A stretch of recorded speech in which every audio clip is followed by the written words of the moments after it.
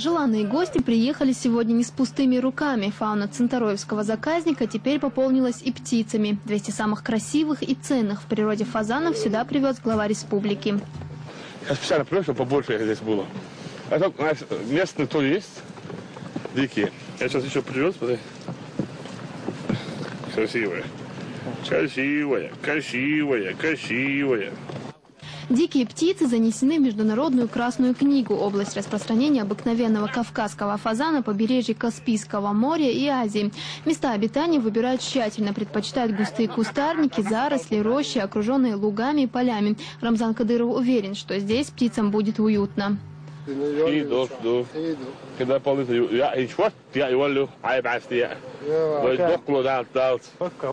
Трудовой день у диких птиц насыщенный. Весь день ходят в поисках еды и воды. Очень любят семена и ягоды, подбирают массу насекомых, чем приносят пользу полям и лесам. И только с наступлением вечера подыскивают места для ночлега. Так и сегодня, приехав в свой новый городок, они сразу нашли, где переночевать.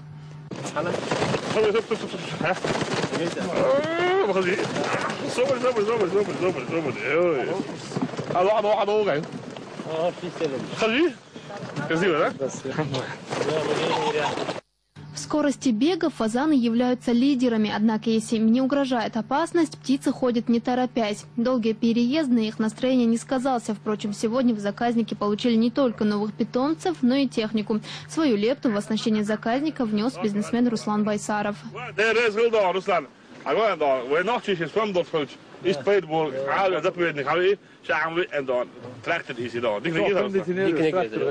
Скоро стая фазанов пополнится. Глава республики говорит, нужно, чтобы число птиц достигло 700. Реализовать такие планы Рамзан Кадыров намерен в ближайшее время. Хава Сербиева, Динара Мурадова, Тамерлан Арсунукаев при поддержке пресс-службы главы республики. Новости.